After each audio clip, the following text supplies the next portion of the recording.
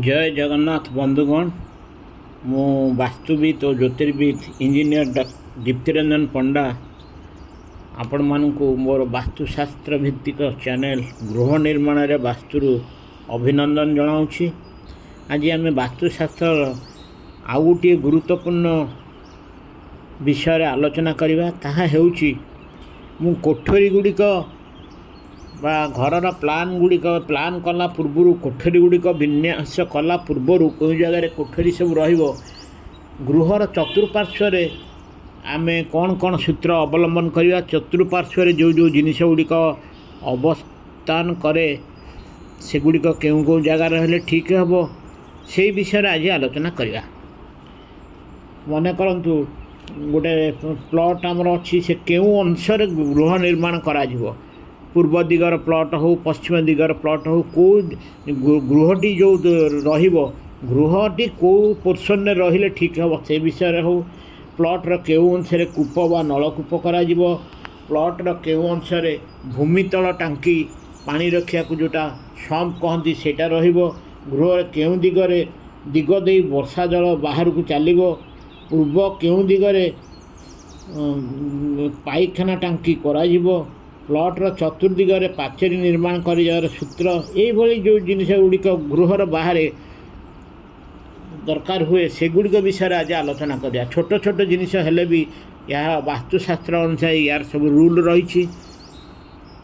प्रथम हूँ प्लॉट रे गृहर स्थापन माने placement of building in a plot गृहर नक्शा प्रस्तुति समय विशेष ध्यान दे एपरी भाव में करवा उचित जेपरी गृहटीर अवस्थित प्लॉटर दक्षिण और पश्चिम दिग को माड़ी एपरी हेब जे बहुत खाली जगह उत्तर पूर्व दिगरे रहिबो जेते अधिक खाली जगह उत्तर पूर्व दिगरे एवं कम खाली जगह दक्षिण पश्चिम दिगरे रहिले गृहकर्ता समृद्धिशाली हब। जदि भी भविष्य में आमको दरकार पड़े तेबे केवल आम उत्तर पूर्व दिगरे एक्सटेंशन करिपरिबा किंतु आ दक्षिण पश्चिम दिगरे मड़े कि जिते कम जगह रखिए जमती से दिग को वास्तु अनुसार वर्धित कर एक्सटेंशन आम करा।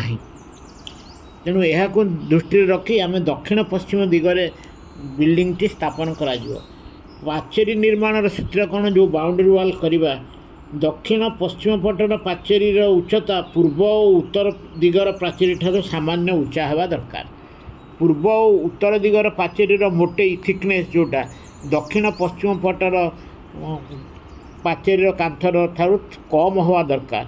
यह पलस्तरा समय सामान्य कम करा जाई परिबो। गृहर सामना पटर पाचेरी उच्चता एपरी हेबा दरकार जेमिति गृहर मुख्य द्वार रास्ता उपरू देखा जिबा उचित। गृहर पाचेरी गृह काम हेबा समय करवा उचित। एटा हूँ इम्पोर्टाट पॉइंट। गृहर पाचेरी गृह काम हेबा समय करवा उचित किंतु जदि पाचेरी बहुत पूर्व करा जाए तेबे सेठी गृह हेबा विलंबित निश्चिंत। कौन सी परिस्थिति भी पड़ोशी पाचेरी को व्यवहार बा दुई जनकर एकत्र कमन जोटा मुख्यतः पश्चिम और दक्षिण दिगरे हेबा ठीक नुह। तापर गृह चट्टाणर लेवल जो फ्लोर लेवल रखा आम वास्तु मते विभिन्न दिगरे चट्टाणर ढालू आमर दरकार सब बेले एमती आम करवा जमी उत्तर पूर्वटा सब बेले कम ढालू आउ दक्षिण पश्चिमटा अधिक ढालू हवा दरकार। जमी पानी गुड़िक पड़ा मात्रके दक्षिण पश्चिम दिगरु से दे उत्तर पूर्व दिगरे से बाहर को चली यहाँ हूँ गोटे मुख्य जिनस सेटा को आमको देखा पड़ो। छाତରେ भी ठीक से ही छाତରେ भी आमको करने पड़ो। सेमती जो जलर उत्स बार कूप नलकूप भूमितल टांकी छात उपर टांकी कौटी रखा तार भी सूत्र अच्छे। कूप नलकूप खनन समय आम सेटा को सब उत्तर पूर्व दिगरे आम रखा बा उत्तर दिगरे रखिले चलो बा पूर्व दिगरे रखिले चलो अन्य कौन दिगरे कूप बा नलकूप रखा नहीं। तथापि कूप नलकूपर अन्य सब सूत्र कौन अच्छी कूप नलकूपर खनन दिग सबुठ भल हूँ ईशान्य कोण बा उत्तर पूर्व कोण। असुविधा थिले यह पूर्व बा उत्तर दिगरे करा जाय पारे किंतु अन्य कौन दिग वास्तु अनुसार भल नुहे। यह ठीक जगार खनन कले गृहर प्रत्येक अंतेवासी स्वास्थ्यवान धनवान जत्नवान सहित खुशी रहिबे। सेमिति कूप बा नलकूप सब आकार गुड़ाक वर्गाकार आयताकार बा वृत्ताकार हेले कौनसी असुविधा नहीं, किंतु भूमि उपरे यार पारापेट वृत्ताकार होगा जरूरी।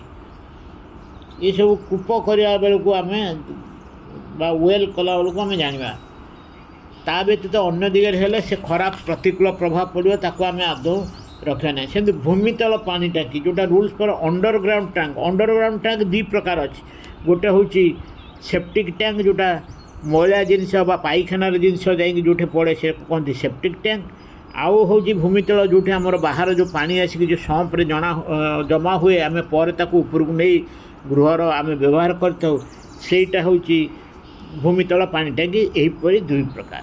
तेणु भूमितल पानी टांकी जोटा आम व्यवहार करुचे आमर निजर गृह ये जोटा सम्प जोटा कहे सेटा को सब बेले आम रखा कौटी उत्तर पूर्व कोण, किंतु यार निर्माण बेले देखा पड़ो यह जपरी पूर्व बा उत्तर दिग पाचेरी को स्पर्श न करे। ताहा सहित यार निर्माण एमती होगा दरकार जमीती यह उत्तर पूर्व दक्षिण पश्चिम कोण को स्पर्श कर काल्पनिक रेखा को स्पर्श न करे। सेमती पाइखाना पानी टैंकी कौटे स्थापन हवाटा भल। पाइखाना पानी टैंकी जोटा सेप्टिक टैंक सेटा जदि ठीक जगह न कले वास्तु अनुसार बहुत अशुभ होता है। वास्तु अनुसार यार उपयुक्त स्थान हूँ नॉर्थ वेस्ट जोटा वायव्य कोण कहुँ से नॉर्थ वेस्ट कोणर पश्चिम दिगरे एटा जदि करागला ताहले एटा हूँ सबुठारु भल। निहाती जदि नथिबो वायव्य कोणरे करंतु नले वेस्ट साइड रे आमे करबा। अलगा जगह रे पाइखानार टांकी जोटा रूल्स पर सेप्टिक टैंक करबा, किंतु पाइखाना पानी टांकी एमिति भाव करबा जदि कूଅ नलकूଅ थिबो ताठारु अति कम 5 फुट दूर रे आमे ताकू तैयारी करबा। तापर हला छात ऊपर जोटा ओवरहेड टैंक, छात ऊपर जो पानी टांकी एटा सबुठारु भल स्थान होची दक्षिण पश्चिम कोण। दक्षिण पश्चिम कोण रे जेतक भारी जिनस आम रखिपर से दृष्टि आम दक्षिण पश्चिम दिगरे आम रखा ओवरहेड टैंक। जदि निहाती असुविधा थाए ताले दक्षिण दिगरे रखी हबो बा पश्चिम दिगरे रखी हबो, किंतु अन्य कौनसी दिगरे रखा जाई पारिबो नाही। गोटे सरल सूत्र जो पानी टांकी बा ये बा कूप सब जेतक ग्राउंड लेवल जो जिनस आम करवा सबुड़िक उत्तर पूर्व कोण रे रखिबे। कूप नलकूप बा भूमितल पानी टांकी जोटा वाटर सम्प जोटा आम कहे केवल पानी टांकी जोटा सेप्टिक टैंक टी रखा आम वायव्य कोण बा नॉर्थ वेस्ट दिगरे, किंतु छात ऊपर जोटा जस्ट तार रिभर्स दिग बा दक्षिण पश्चिम कोण रे यहाकू रखिले यह वास्तु मत सबुठारु उत्तम। सेमती वर्षा जल निर्गत होबार सूत्र जो छातटा को आम एमती भाव में गृहर छात उपर हो बा गृहर चतुर्पार्श्व भूमि उपर हो जदि आम तले भी आम करवा एमती भाव में आम करवा जमी सबुठारु उच्च स्थान आसिक नीच स्थान जा प्रवाहित होता है। आम देखा जमी उत्तर पूर्व कोणटा सबुठारु कम उच्चा हो और दक्षिण पश्चिम कोणटा सबुठारु अधिक उच्चा हो। छात कला बेले भी आम ढालू को से आम रखा दरकार। जमी पानी दक्षिण पश्चिम कोण में पड़े भी छात उपर से उत्तर पूर्व दिग देकी तलू जा प्रवाहित हो बाहर को चलीगला सेटा गृहर अंतेवासी मानकर बहुत भल फल शुभ फल मिलता है। तेणु यहाँ हूँ छोटिया जिनस हेले भी आपको आम देखा पड़ो। आउ गोटे छोटिया जिनस हूँ कूप बा नलकूप तैयारी करने पूर्व आम भी क्यों मसरे खोल कौ बार कौ दिग बा कौ लग्न कौ नक्षत्र कौ तिथि खोल ताकू भी टिके आम पांजिकी देखिकी आम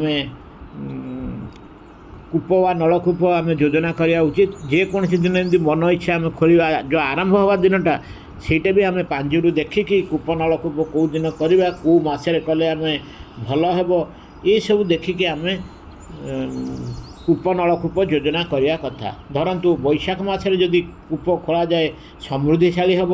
ज्येष्ठ मसरे आदौ खोलिया कथा नुहे कारण भयातुर और डर हेब।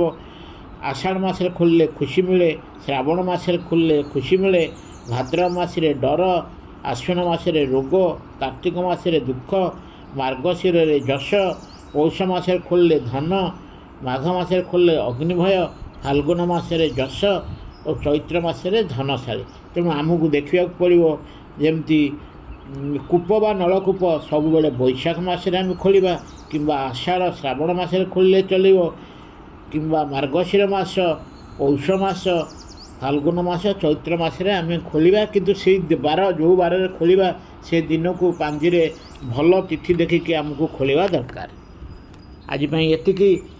ଯଦି ଆପଣଙ୍କୁ ଆଜିର ଅଧ୍ୟାୟଟି ଭଲ ଲାଗିଛି ତେବେ ଆପଣମାନେ ଏହାକୁ ଲାଇକ୍ କରିବେ ଓ ବହୁଳ ମାତ୍ରାରେ ଏହାକୁ ସେୟାର କରିବେ। ଆଗରୁ ସବସ୍କ୍ରାଇବ୍ କରିନଥିଲେ ସବସ୍କ୍ରାଇବ୍ କରିବାକୁ ଅନୁରୋଧ କରୁଛି।